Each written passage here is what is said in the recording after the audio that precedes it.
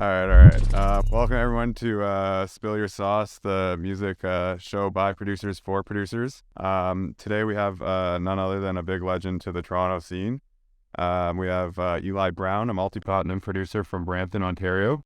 Produced In the Bible with Drake, Giveon, and Lil Durk. Also has worked with Chris Brown and Young Thug, amongst many others. He's also a co-founder of Loophole Sounds. So I guess to get us started, if you want to just let them know about your come up, if you will, like how you started on production, how you made it to where you are now, little cool moments in between and stuff like that. Yeah, for sure.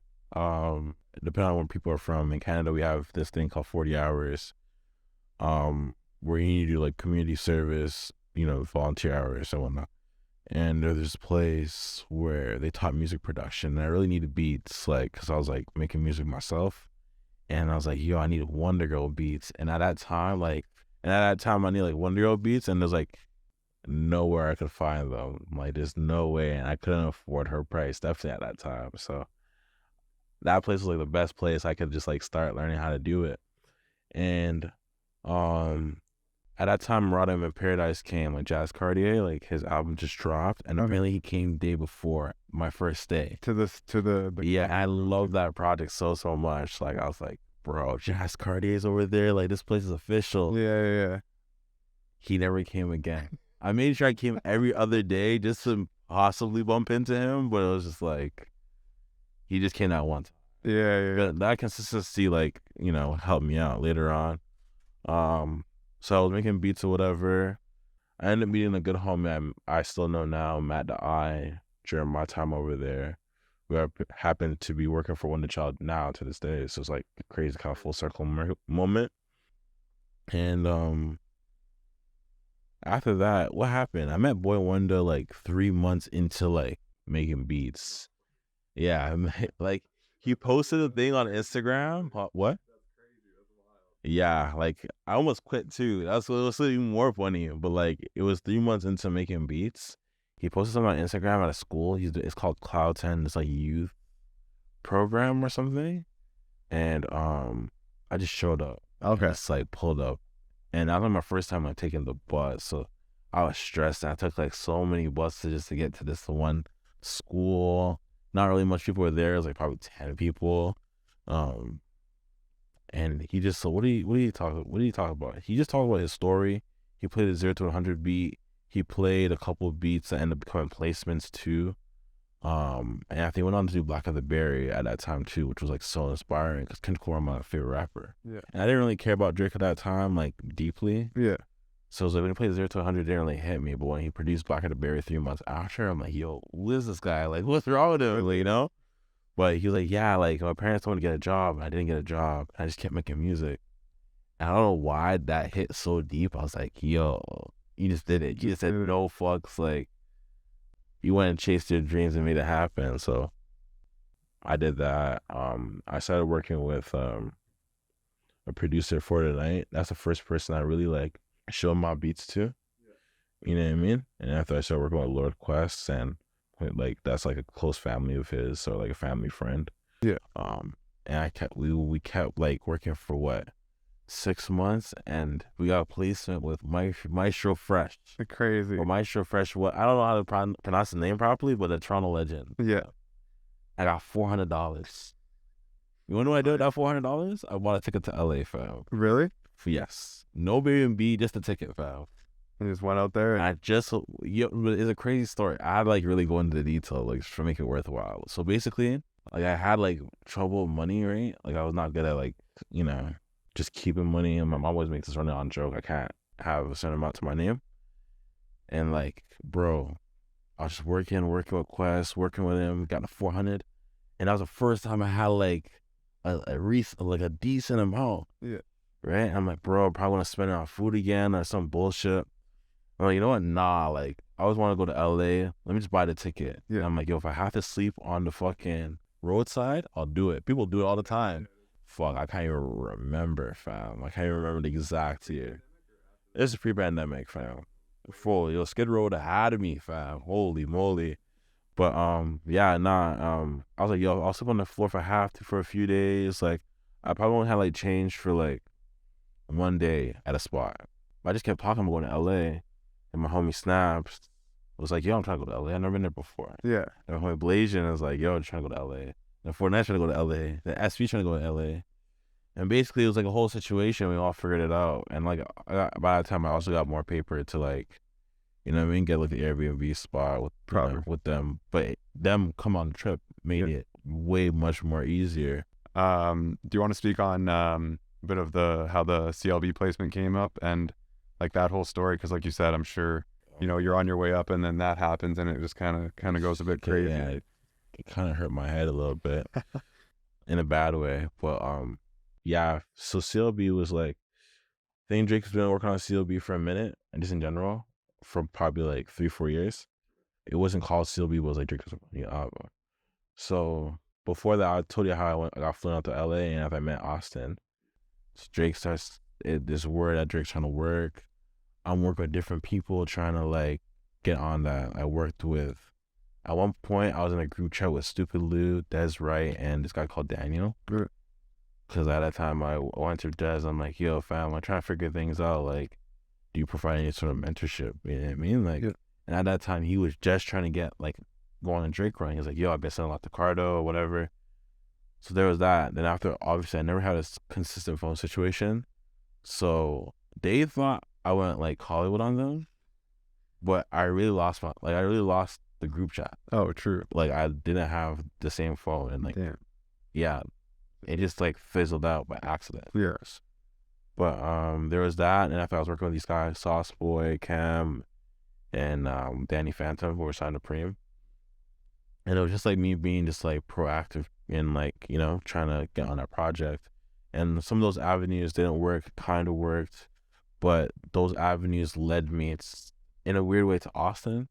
Because like I was working with those guys, like Austin would come to the city, I'll just make sure he's straight. Like if he came to the city, I'm like, yo, I have a studio here. I was working at Orange Lounge a lot, you know.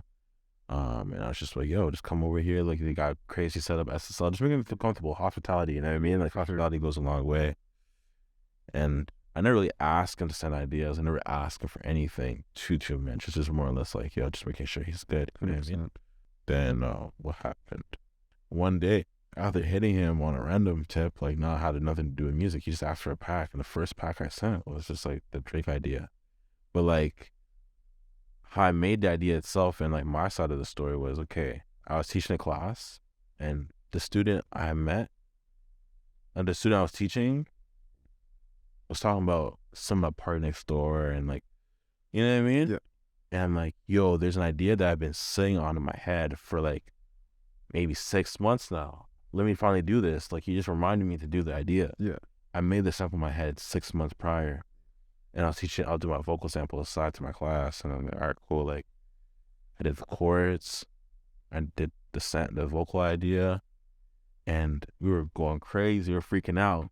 And like that energy translated to the file name. I called the idea Out of Here. So AUTTAHERERRRR. That's just Out of Here. Okay. You know what I mean? Yeah. And I put that in the freaking pack to Austin. Then after, he's like, hold this. Like, you know what I mean? So like, he kind of gave me a little word on something, you know. Yeah. And I was like, all right, cool. Like, that's sick. After like, I didn't hear much about it. Then, obviously not to like go too deep into the situation. He's like, yeah, I'm cooking for Drake right now. And I was like, yo, if I want to go to Miami or LA to work with Meek or whatever. And I forgot who was like putting me onto that play, but someone's like, yo, come to Miami to work with Meek or somebody, or even just come to LA to work. I think I told him, he's like, yo, you should stay in Toronto and work on Sylvie, bro, trust me. And it was so weird, cause like, why is that telling me not to travel? Like, you know what I mean? Like, it's not like my super brethren for him to be like, yo, like, stay home. Yeah. And just like, because obviously, like, probably trying to be discreet or whatever, to be like, yo, like, probably got one. Yeah. It just came off though in the weirdest tip. But that, like, me, like, you know, knowing the behind the scene game, like, I kind of like read it. I was like, okay. Like, he's definitely not telling me something, and, you know, I don't exactly know what it is, but he's not telling me something. He's into reading me two lines, but I still went to LA, whatever. And after like, I think one day Noel posted a video with Drake with like, his chain and this interesting beat, and I heard it, and it was like Drake was like, it was a Drake track, obviously for CLB. And I heard a feature, and I'm like, yo, whoever has that, I was trying to like manifest the situation. Yeah. Whoever has that is like, you're probably a lucky person.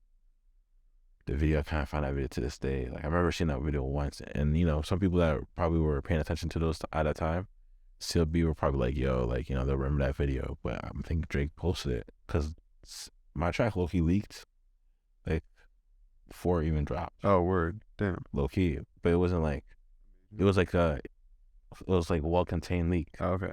And after whatever, because at that time CLB, any leak that happened, like it was like it helped you like figure out what the product's gonna sound like. It was like there was like that French Montana Drake leak, you know what I mean, that the homie Evergreen did, that people were like, yo, there was the fucking TSU leak that, you know, that was not around, and people were like, yo, that's a leak. There was like the a lot of 42, which ended up being what's that song with Love All. You know what I mean? There's so, you imagine paying attention to this. Like, you know, I know Waves was sending me oh, I read it every time. Like, yo, have you heard this? Have you heard this? Like, you know what I mean? So yeah, might as well keep leaked a little bit. And it started getting intense. Like the whole Kanye and things are happening. You know, I had a chance to work with some people in LA that were working on CLB, and it's like it was just approaching that time. And after it's like, oh, split. So then get caught mentioned like 4 days before it drops. It's like, holy fuck, like this is like crazy. This is real. So you see the leak and stuff. You know, I didn't hear the leak till a week before. Okay. So, but I heard the track. Like when I thought about it in hindsight, I heard the track a couple times. Oh, okay. You know what I mean? But so you're like, are you still skeptical about it happening until like 4 days before? Is that what you're saying? Like you kind of knew, like did you get like confirmation like 4 days before? I had a hunch, like you know, things were kind of like transpiring or whatever. Yeah. Not necessarily for me per se, but more or less for the project. Okay. I knew that the whole CLB thing was coming. Yeah. No one really knew who had what or whatever. Okay. I was just working in good faith, you know what I mean? Yeah. Austin had the Lemon Pepper freestyle, so work with him. Just like I was like, okay, like, you know, can you just keep working? You know, I was working with him prior, but like he had Lemon Pepper freestyle, so it's like, you know, he's probably gonna get called out to CLB for at least that song. Yeah, you know what I mean. Assumingly, and after, 4 days before, get confirmation of the record, or that there is a record and what the name is, and I was like, all right, this is like lit. And after, I was in LA at that time, so fuck, like. Being in Toronto is not the same because I don't feel like a lot of people have, not even people, but just the infrastructure doesn't really support massive places like that. LA is like, bro, that's something that makes the world go round. Yeah. I was with Leon Thomas, who I did the record with. We went to the studio together for a little party. Drake officially pushed back the album an hour later. I was off the Casamigos. Crazy foul. I was not there. I heard the album. And I'm not gonna lie to you, I was like on 11. I wasn't on top 10, I was on 11. So, yeah, that was my CLB story. But yeah, I was on 11, fam, and I was on 11 for like 3-4 days straight. Nah, it was more than a week, and I was still doing some classes at the time. So it was like. But like, I mean, just in life in general, like I would go out to parties in LA or whatever, and just like occasions, situations, and there's like magnetic energy around me. Really? At that time. You know what I mean? Like random girls to the studio after, like you're just like. People somehow knew without you telling them type thing. Nah, it was just like the homies I was with just told everybody. I didn't say a word. I'm about a few words. Bro, I went to this, like, my homie, like I went to go check my lawyer homie, and like, he's telling all the girls like what I did, and after it's just like this whole feeling, like, oh wow, oh, so you make music, and it's like, holy fuck, like I'll make music before, it's not from now, but like, yeah, that's jokes. So we'll just hop into the Waves section, and we're gonna go on waves.com. This girl, she's so this is like hard. I really like that. I'm gonna download this one. Lips ain't sure. She means my heart.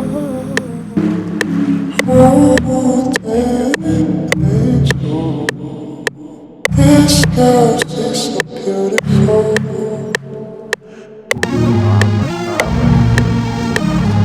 The samples as well. Oh yeah. That's not good. We over here.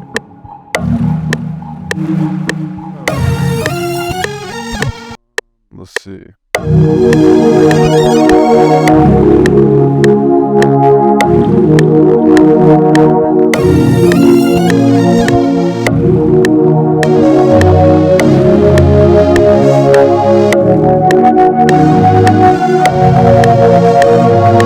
was like.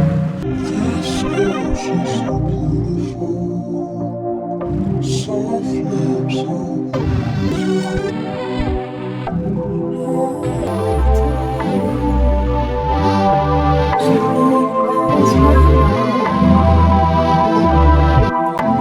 this girl's just so beautiful.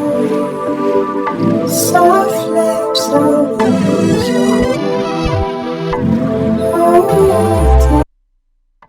This girl's just so beautiful.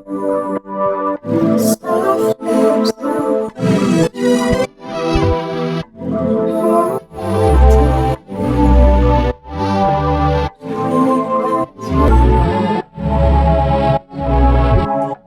Oh yeah.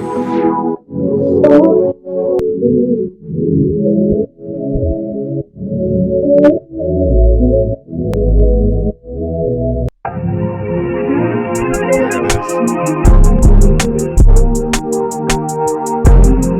He actually tricked me. Did you end up confusing? Or wait. Yo, this is a monster. This is electric. 25 minutes. Hell yeah, that was fire. The beat was actually insane. That turned out crazy. Yes, sir. Hell yeah. Thank you again, Eli. No problem. Yes, sir. Thank you.